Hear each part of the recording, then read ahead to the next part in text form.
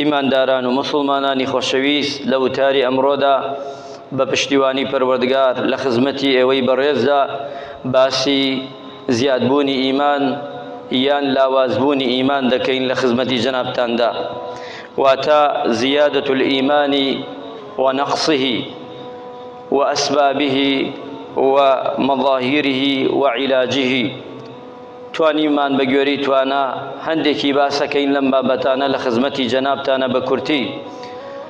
ئیمان بریتیە ئەوەی ئینسان ئیمانی بەخوا بێ لە دڵە، بە زبان ئیقراری کە بە دڵ ئیمانی پێبێ و کار و کرداری بۆ ئەنجام بدە. ئەمە پێناسەی ئیمانە. لە هەمان کاتە ئیمان زیاد دەکا و ئیمان نەقسەکە. ئیمان زیاد بوون ئەسباب و هۆکاری هەیە کە زیاکە ئەو ئینسانە ئیمانی بەرز ئەبێتەوە، باڵانسی ئیمانی بەرز ئەبێتەوە و لەگەڵ کەسان و مسلمانانی تر ئیمانەکەیان فەرق و جودای هەیە. هەشمانە نە ئیمانی زیادە بەڵام نزمەکە دا ئەبەزێ بە بۆنەی هۆکارەوە. ئەبێ ئینسان ئیماندار ئاگای لێبێ بە تایبەتی لەم زەمانەدا، چونکە زمانی فیتنەیە، ئەبێ ئیمانەکەی خۆی بپارێزێ بە خۆشی ئامادە بکە، چونکە ڕۆژ بە ڕۆژ ئەوانەی دژی ئیمانن زیاد دەکەن، ئەبێ تۆش ئیمانەکە زۆر بەقووەت بێ. پەروەردگارە فەرمیێ جەلە جەلالو لیەزدادوا ئیمانا مع ئیمانهم. باسی ئیماندارانەکە ئەفەرمێ ئیمانیان زیاد دەکا لەگەڵ ئیماندارانە، واتە ئەو کەسانەی کە ئیماندارن بەردەوام ئیمانیان زیاد دەکا. وەیەزداد الله الذین اهتدوا، ئەوانەی کە خوای پەروەردگار ڕێگای پێپیشان داوە، ئەمانە ئیمانیان ڕۆژ بە ڕۆژ پەروەردگار دەفەرمێ زیاد دەکا و کردەوەی چاک و باش ئەکەن هەتا کۆتایی ئاەتەکە.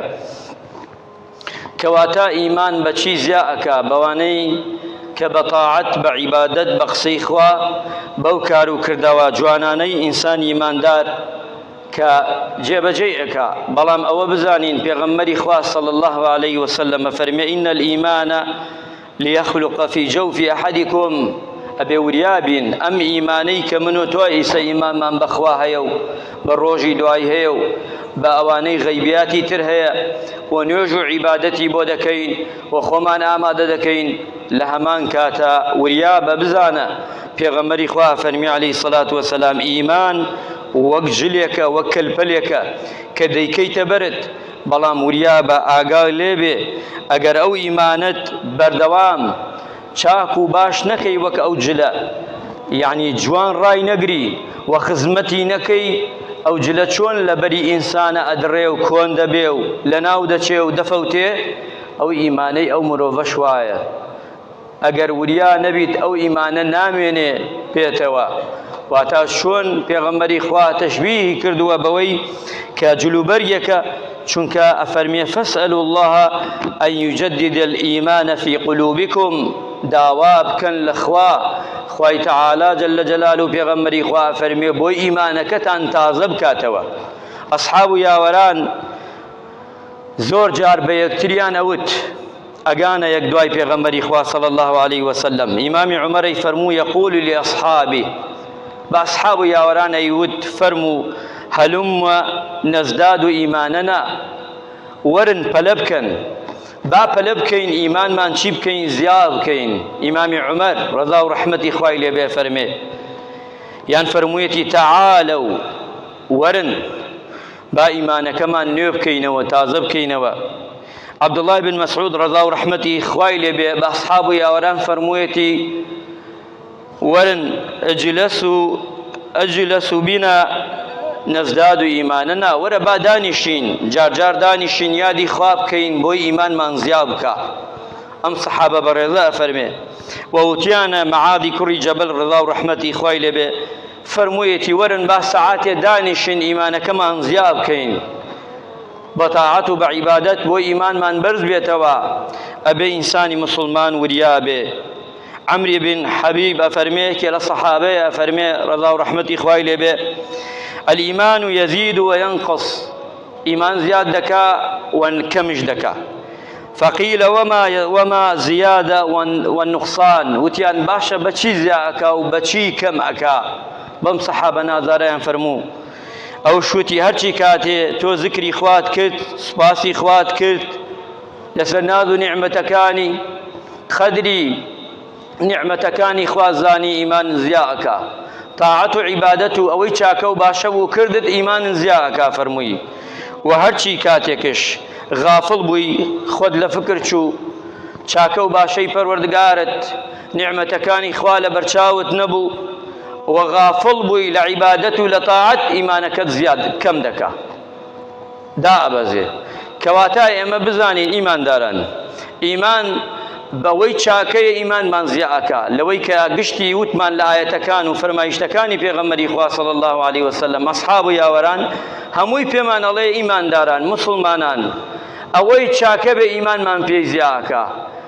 قورئان بخوێنین ذکر بخوێنین لە مەجالیسی ذکر لە جمعە و جەماعەت لە کۆڕ و مەجالیسی چاک لەگە خەڵکی باش ئەمانە گشتی ئیمانمان زیادەکا عەکسەکەیشی ئیمانمان کەم دەکا و نامێنێ ئەبێ ویابین چی وامان لێەکە ئیمانەکەمان لاواز دەبێ ئیمانداران بە کورتی ئەچمە سەری لە خزمەتی جەنابتاندا یەکەمیان ئەو شوێنانەی کە ئیمانی تایە تۆ دوورکەویتەوە لێی جمعە و جەماعەت مزگەوت مەجالیسی پیاوچاکان قسەی باش خێر و سەدەقە باشە و چاکە تۆ لەمە دوورکەویتەوە یاواش واش ئیمانت دابەزێ ئەبێ وریابی دووەمیان مەجالیسی ذکر ئەو شوێنانەی محاضەرات خوتبە و تەوعیە ئەم شتانە ئینسان کە دانیشت ئیمانی زیادەکا کە دوورکەوتەوە یەواش یەواش ئیمانەکانی نەخسەکە الصلاة في الجماعة نوێژەکانت لە جمعە و جەماعەت بوو ئیمانت زیادەکە بەڵام ئەگەر وازی لێهێنا یەواش یەواش دوورکەوتیتەوە یەواش یەواش ئیمانەکەت چی ئەبێ دابەزێ فەرموویانە والمەجالس الصالحین پیاوچاکان لە مەجلیسی پیاوچاکانە وفقدان القدوة الصالحة بكويت دواي نكويت دواي كسي شاك بكويت دواي كسي خراب يواش يواش إيمانك با إيمان داربي بلام لاواز به نامينه شو كأشيت أخوي أو يا رفيقي خراب خوابنا من بدا الاختلاط بأهل الفسوق والفجور لقى خلقان يكارب كي فاسق بن يان فاجر بن خلقي شاك نبن برادري خراب خەڵکی خراپ ئیمانت لاواز دەبێ یەواش یەواش کە چێ بێ ئیمانەکەت داوەزێ ئەبێ وریابی کەسی چاک بکەیتە برادر و ڕەفیقت چۆن پێغەمبەری خوا صلی الله علیه وسلم فەرموویەتی ئیلا چی بکەیتە برادرت ئیماندار غەیری ئیماندار باش نییە چونکە ئەو کەسە بێتە عەبدی دینار وەک پێغەمبەری خوا فەرمی عەلەیهی سەڵات وەسەلام تعەسە عەبد الدینار والدرهم ئینسانی ئەگەر باوشی کردویە دنیادا تۆش لەگەڵیا بیت بەردەوام باسی دنیاکە باسی ئەخیرەت ناکە یەواش یەواش دنیا خۆش دەبێ و خۆشەویست دەبێ لە دڵتا و قیامەت تۆش لە فکرتە چێ و ئەو هەر لە فکری چووە ئەبێ وریابیت خاڵێکی تر لەوانە ئەفەرمێ والانشغال الشديد بالأمر الدنيا زۆر بایەخ بدەیتە دنیا بایەخ نەدەیتە قیامەت ئەو شێکێکە لەوانە ئیمانت کەم دەکاتەوە لناوي أبا طول الأمل أملكي زورد بيكجا وابزاني لدنياي يتر مردن بوتوني أمور رجيك أمري وازاني تو ناقليتو وابجي لدنيا كأنما تو نامري أمشيك لو خالاني بإنسان إيمان دار ورياي بي خالك يتر إفطرات في المباحات زياد الرويب كي لوانيك حلالة لخواردن وخواردنوا لخوتن لا زۆر پێکەنین و لە زۆر قسەکردن ئەمانەش زیادڕەویت یا بکەی لە سنووری شەرع دەرچێ ئەمانە شواد لێکا ئیمانەکەت لاواز دەبێ ئەبێ ئینسان ئیماندار وریای بێ ئەمانە چونکە ئیمان لاواز و بەری هیچ ناگرێ چونکە پێغەمبەری خوا صلی الله علیه وسلم پێمان ئەڵێ ئیمانداران ئەوانەی بەرەو ئاخر زەمان دەچنە بێ ئیمانێکی بتەوتان بێ چونکە لە ڕۆژی قیامەتدا بەرەو قیامەت دەچین چونکە علاماتی قیامەت زۆر گەورەیە علامەتە بچکەکان هاتوونەتە دی ڕۆیشتون هەندێکیان پێشی ئێمە بچکەکانی چوون و هەندێکیشی لە زەمانی من و تۆدا یەواش یەواش ڕوودەدا ئەبێ ئێمە بڕوامان بەوە هەبێ و چاوەڕێی علاماتی گەورە بکەین. علاماتی گەورە ئیمانیەوێ، ئیمانێکی زۆر بە قووەتێوێ، چونکارە ئیمانی بە قووەتت نەبوو تەحملی ناکەی، ناتوانی دەرچی لەوەی کە خوای پەروەردگار لەو دەنیشانەی کە لە کۆتایی دنیادا دێ. یەکێ لەوانە مەسیح دەجال، یەکێک دێ بە ناوی دەجالەوە، یەک چاوی هەیە لە ناوڕاستە لە خۆراسان دێ، هەموو شتێکی بەدەستە ئیمانداران. ئەگە ئیمانێکی بتەوت نەبێ زۆر کەس لەو ئیمتیحانە دەرناچێ، ئیماندارە ئەڵێ من ئیمانمەیەوە چمە بەرامبەری و بزان ئەو چییە، من کوفری پێ دەکەم. کاتێ دەچێت سێرەکەی پێغەمبەری خوا فەرمی عەلەیهی سەڵات وەسەلام ئیمانەکەی دەدۆڕێنێ، چونکە ئەم مەسیح دەجالە وا ناوێتی خوای گەورە دەسەڵاتی داوە پێی لە دەسەڵاتی بەشەرانیە.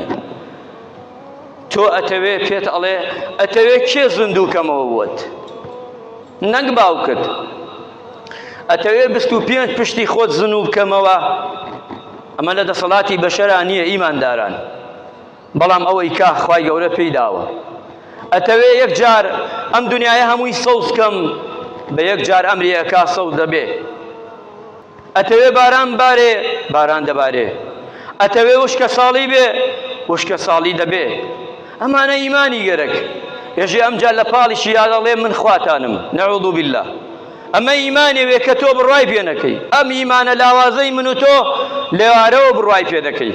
ئەم ئیمانەی لاوازەی من و تۆی کە ئەمڕۆ دنیایەکی کەم دەیخەڵەتێنێ، چی جا چۆن تەحمولیەوەکە. دنیای کەمێ ئەلەرزێ، ئێمە هەمومان ڕوحمان دەگاتە قورگمان. ئەی ئەو دابەی دێ، ئەو دابەی دێ لە دنیادا ئەدەنە هەرچی شوێنەکە هەمووی دەخۆن. ئەوانەی کە دێن وەک یەجوج و ماجوج لەسەر زەویدا ئاو نامێنێ، هەمووی دەخۆنەوە. ئەو علامەتەکانی تر بۆی ئیمانداران ئێمە بەرەو ئەوە دەچین ئەبێ ئیمانمان خۆمان باوشی پیا بکەین، ئیمانمان بە قووەت بکەین، نەخەڵەتین. کابرایە لە ماڵەدا نیشێ تەلەڤیزیۆنێ ئیدیعایەکی بۆکە یەکسەر بڕوا دەکا، ئیمانەکەی ئەمە لە لاوازە بڕوا دەکا. بە شتێکی زۆر سادە ئێمە بڕوا دەکەین، چونکە ئیمانمان لاوازە.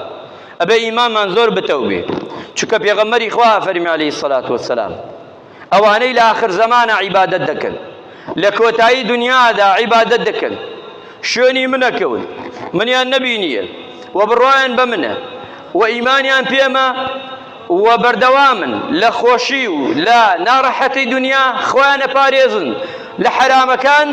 ئەوانە با باش بزانن ئەجر و پاداشتی 50 سەحابەیان هەیە لە دیوانی خوای. ئەمە بۆ کێ؟ بۆ ئەو کەسانەیە کە تەحەمل دەکەن، کە دەتوانن بەرامبەر ئەو حەملە بێ ئیمانیەیە شتی سەمەرە زۆر دەبیسی لە دنیادا ئەمڕۆ ببینە. کابرا لەوەیە بڕوا بکە، هەر هەفتەی سێرەکەی حەملەیەکی ئیعلامی دژی ئەم دینە، دژی ئەم ئیسلامە ئەکرێ. من و تۆش ئەگە شارەزا نەبین، ئەگەر لە دینەکەی خۆمان شارەزا نەبین، زۆر جا دەکەوینە ناوی، ئەڵێن وایە وا بێ باشتر. قەیچێکا مناڵ با بە ناوی دایک نەبێ، بە ناوی باوک نەبێ، بە ناوی دایک بێ. قەیچێکا چی تایە؟ یەکسانی نییە، باوکو دایکێکێ نییە. بەم قسانە جوان دەی جوان تۆ دەخەڵەتێن. قورئانش ئەڵێ دەچی ئەڵێ بەناو باوکۆ بانیکن، لە قیامەتشا بەناو باوکۆ بانیکن. ئەمە مەشاعیرێتە لە ژێری ئەمە گەرەێکیانە ئەوانەی سنەویان نییە، ئەو مناڵانەی کە سنەویان نییە سنەوی بۆ دەرکەن لە ژێر پاڵی ئەم ریکلاما بۆی بڕوا. بەڵام تۆی و تۆ و منی مسلمان فەقیرانە فکرەکەینەوە، ئیمانمانش لاوازە تێناگەین. ئەبێ ئیمانداران وریابین، چاوکراوە بین و بزانین ئەم ئیمانەی خۆمان زۆر قایم بکەین، بتەوکەین، تەحەمولی هەموو شتێک بکە، نەک هەر بایەک بێ بەلایەکەمان بە. ئەبێ ئینسانی مسلمان وریابێ. خوای گەورە ڕەحم بە مولایەکمان بکە، عاقبەت خێرمان بکە، لەشمان ساغ بکە. یا الله خوای ئیمانەکەمان سەلامەت کەی لە هەموو خراپی و خراپەکاریەک. یا الله خوای لە تەپاڕێنە ئیمانێکی چاک و باش لە دڵمانە سابت کەی، دایمەزرێنی. خوایە ئەوەی خراپە و خراپەکاریە لێمان دوور کەیتەوە، ڕەحم بە گەنج و لاوەکانمان بکەی. خوایە ڕەحم بە پیاوە بە تەمەنەکانمان بکەی، عاقبەت خێران بکەی. یا الله خوایە لە تەپاڕێنەوە ڕەحم بە تایبەت ئەو نەخۆشانە بکەی داوای دوعای خێران کردووە ئەوانەیشی دوعای داوایان نەکردووە بە تایبەتی لە خستەخانن لە ماڵن لە هەرچی شوێنەکەن یا ئەڵڵا خۆیان لە تەپاڕینەوە ڕەحم بە ژیانمان بکەی ژیانمان ئومێدێ بگێڕیتەوە بۆ ژیانمان یا ئەڵڵا کەسی چاک و باش یا ڕەبی خوایە ئیسلاحی بکەی ئیسلاحی دنیا و قیامەتی بکەی هەر کەسی خێریەوە بۆ ئەم خەڵکە خوایە خێر بێتە ڕێگات بێریتە ڕێگایی دەست بگریتە باڵایەوە ئەوەی خراپە خوایە یا ڕەبی یا هیدایەتی دەی یان لە کۆڵی خەڵکە فەقیرەی بکەیتەوە یا ڕەبی خوای ڕەحم بە مولایەکمان